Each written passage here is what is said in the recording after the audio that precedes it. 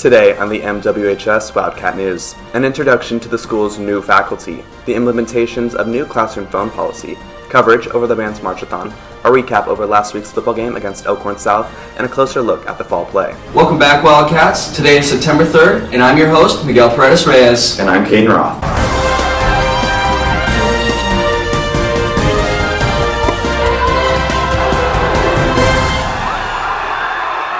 Good morning, Wildcats. At the beginning of the school year, Millard West welcomed some new staff members into the building. Some of these faculty members are completely new to Millard West. Others are former students returning to begin their teaching careers, and a few are returning staff. Annabelle Harshbarger, Sadie Smith, Avery Looney, Brielle Wilson, and I caught up with some of these faculty members to get to know a little bit more about them. As students and staff return from summer vacation, new faces fill the hallways, including new teachers and faculty.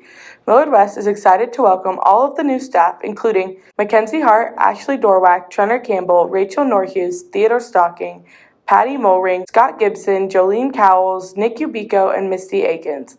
Although some of these staff members are new to Millard West, there are many former students returning to begin their teaching careers. I graduated from Millard West in 2013, and I was on the debate team.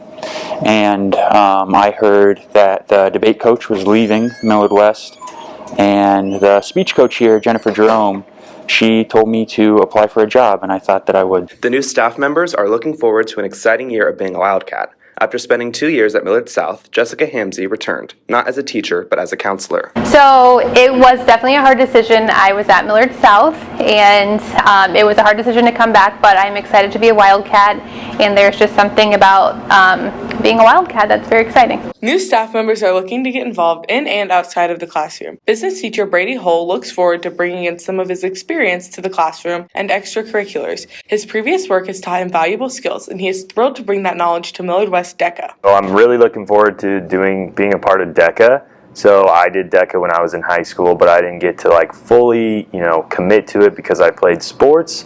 So some of my time was focused on sports, but I tried to commit as much as I could to DECA. So this year I'm one of the sponsors for DECA. We also run the school store, so I'm just excited to kind of see what that's going to all be about, and I'm excited for the students to compete and see what we can do. As teachers and students settle into their new classes, we hope to welcome our new teachers and staff to Millard West. This has been Caden Roth, Annabelle Harshbarger, Avery Looney, Sadie Smith, and Brielle Wilson, reporting for the MWHS Wildcat News. As you've all noticed, the district has a new policy surrounding the usage of cell phones in the classroom. Students are expected to put their phones away per the teacher's instructions in order to have an uninterrupted learning experience. Both teachers and students have had to make adjustments to this new policy. Staff reporters Brenna Batchelder, Brooke Sliva, Riley Kramlish, Katie Reynolds, and Sammy Vashlavik take a closer look at the feedback this new policy has gotten and the outcome that have followed its implementation. New school year rolls around, new procedures are being introduced by Millard Public Schools. This year, a new policy regarding phones is being used throughout the district. The expectations for the phone policy are that when students are in class, they have their phone put away according to the teacher's instructions so that they're not disrupted during the learning process in class and they can be totally focused on the lesson. Teachers welcome this procedure and encourage students to disconnect during class time in various ways. I have a cell phone holder in the front of my classroom that the students place their phones in at the beginning of class and they pick them up at the end of class. While the school provided phone holders, some teachers explored different creative methods to enforce this policy. These different methods received mixed feedback from the student body. I feel like it's very beneficial in the classroom, so you're more engaged. I just feel like it's going to be very hard to get used to because we've never had to do it before. So far, administration and teachers have observed positive outcomes with this policy. We've gotten positive feedback that students are more focused at this point. So as it becomes more of it's kind of a culture change, telling kids they can't have access to their phones during class, hoping students really get directed in terms of staying on task and learning the content they're supposed to be learning. As the school year progresses, students and teachers will continue to adjust and adapt to phone-free classrooms. This has been Brooke Sliva, Caitlin Reynolds, Riley Kramlish, Samantha Vojslavic, and Brenna Batchelder on the MWHS Wildcat News. On August 21st, the Millard West Band met up in front of the school to kick off their annual 5-mile march throughout the surrounding neighborhoods. The march-a-thon is in its 12th year and has been a consistent way to raise money for the band, while also giving the group an opportunity to bond with the community. Although faced with challenges, the band is able to showcase their talent, camaraderie, and dedication, which allows them to make the event a success. Staff reporters Morgan Weir and Alexis Bahinsky bring the details.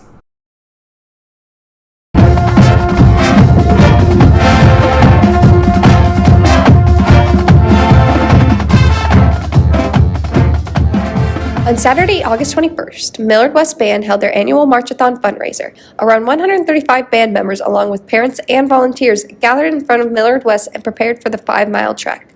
With drums, trumpets, flutes, clarinets, and other instruments in tow, they marched through the neighborhoods and stopped to perform at the intersection of South 170th and I, Russell Middle School, and Hawthorne Park. Along with raising funds, the March-a-thon was a bonding experience for band members. Despite the high temperatures and sun beating down, they enjoyed showing off their skills, spending time together, and doing what they love. I like the March-a-thon because I get to be out here with my friends for like 6 hours, and we're all sweating, and it's really hot, and we're all just super tired, and we want to go home, but we have a lot of fun. We get to mess around, and there's dogs everywhere, and we get to, play music for a lot of people, and a lot of people cheer us on.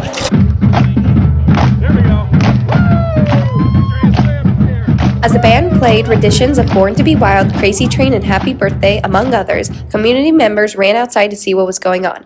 People lined the streets to support the band by cheering, dancing, and donating, with a total of around $2,200 dropped into the donation box during the event. 11 families, including former Millard West student Jenna Gravy, purchased a private concert, where the band stopped and performed songs right in front of their home. It was awesome. So we have never done a private concert before, but the last few years we followed them around as they went house to house, and so I didn't even know that a private concert was an option. So when we got the flyer, we were pretty excited to donate some money and have them stop at the lawn. But that was even more cool than I thought it was going to be. So I didn't realize they were going to stop and turn and face us and play the songs. So Volunteers ran alongside the band to keep everyone safe. Road hazard crews sporting bright yellow vests kept band members from tripping over cracks and potholes, while police escorts held back traffic. Neil Hamill, a physician at Women's Hospital whose son played the cymbals during the march, coordinated the medical team. We're going to be walking with the kids, making sure they're safe, and assessing and treating anything that comes up. Typical things would be like heat intolerance, heat exhaustion.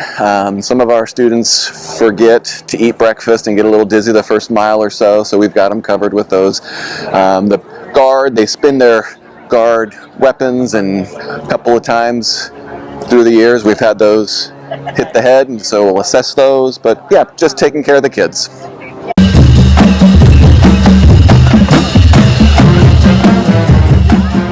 The March-a-thon was a safe and fun experience for the band, the volunteers, and the community. You can continue to support the band during their competition season this fall. With the MWHS Wildcat News, this is Morgan Weir and Alexis Bahinsky signing off. Last Friday, the Millard West varsity football team opened up their season with a 35-21 loss against the Elkhorn South Storm.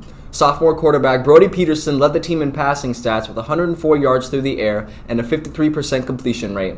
Senior running back Nathan Peterson was the real showstopper with 248 rushing yards and 3 touchdowns. I interviewed some players and coaches to get some insight on last week's loss and to see how these Wildcats are preparing for tonight's matchup.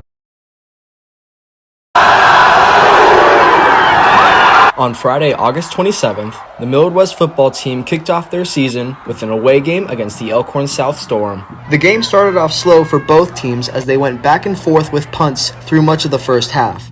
The Storm drew first blood with senior running back Ben Warren running in a 49-yard touchdown to give Elkhorn South the lead.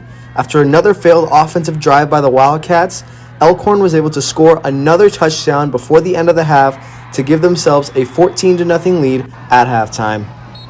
Just a lot of trying to pass around the team spirit, talking about changing up the game plan, just trying to keep everyone back up on their feet, just telling everyone that just keep your heads up, can't be like last season, just got to have a fighting spirit and just stay on our toes and just be ready to fight. The Wildcat offense was able to get their first points on the board with senior running back Nathan Peterson scoring a 56-yard touchdown. The Storm came out strong once again, scoring another long touchdown run by junior Cole Ballard. Later in the third quarter, sophomore quarterback Brody Peterson put together a nice drive capped off by the Wildcats' second touchdown of the night, and the Wildcats end the third quarter 21-13. Millard West came back strong on their next drive, with Peterson getting his longest run of the night on an 86-yard score to tie the game at 21 after a solid pass to Trey Staden scores the 2-point conversion. We fed off of each touchdown and used the momentum of the crowd and used that energy to keep scoring touchdowns and keeping the game rolling and trying to come back and win that game. Unfortunately, Elkhorn South wouldn't go down that easily, scoring on an 87-yard pass to senior Blake Daly and a 62-yard run by Ballard on their next two drives and sealing the game with an interception on the last play. The Wildcats are back in action this Friday at Buell Stadium against the Millard North Mustangs. When we talk about Elkhorn South, comparing them to Millard North, we're talking about fundamentally two different teams. At Buell, Millard North, Millard West, that's going to be it's going to be a bloodbath per se, and we're gonna have to be sound defensively, and offensively we're gonna have to handle that cover one look. For the MWHS Wildcat News, this has been Miguel Paredes Reyes. The team looks to redeem themselves tonight against rival Millard North at Buell Stadium starting at 7 o'clock. Before the game, though, be sure to catch our annual barbecue tailgate at 5. We hope to see you there. The theme for tonight is Blackout. If you can't make it, no worries. The game will be live streamed on Millard West Drive site with me and Logan Mosley on the mic. Our final story for this week comes from staff reporters Alexis Bahinsky, Nolan Nemitz, and Amelia Fitzpatrick, who take a look at how the drama department is preparing for their fall play, Southern Hospitality. The Millard West Theater Department decided to kick off the 2021-2022 school year with a play named Southern Hospitality. This is a phrase to describe the stereotype of Southern culture of kindness, warmth, and home cooking. So I picked Southern Hospitality this year as our fall show because it is just a lighthearted, funny farce. And in our season this year for the theme of community, this is a funny show about four sisters coming together to try to make something to happen, really to save their town, to save their community, and to show that they have a lot of pride in where they live and what they do. So it's a great message about, loving where you live, loving working together with people, and also all the funny, crazy things that can happen when you're trying to plan a great big festival or do a production even. Crews worked hard to make the set, costumes, and props to fit the Southern theme. Doing so came with a variety of new challenges. Our director, Phil, she found a mirror and she ordered it. We got it and built it in one day along with this vanity and chair that she bought. And it's my favorite prop so far, honestly. Actors partaking in the play had their own obstacles to face, including attempting Southern accents. To help with this, they participated in an accent workshop. I hadn't done a whole accent in a show before, so it was really, really interesting having to find out what makes a Southern accent a Southern accent. And when we were doing it all together, it was just really cool, and the energy was all there. And we had a guy from California help teach us. Opening night will be on Thursday, September 2nd at 7 p.m. 2 other shows will follow on the following Friday and Saturday. Tickets can be bought at mwtbooktickets.com. The prices will range, with adults being $10 and students and children being $5. There is also a chance for QTs to get donuts. All students have to do is attend the play, and the QT with the most attendees will be rewarded. This has been Alexis Bahinsky, Nolan Nemitz, and Amelia Fitzpatrick for the MWHS Wildcat News. That wraps up our stories for this week. A quick reminder for seniors before we go. If you haven't already, make sure you submit your vote for Senior Class Board President and Vice President.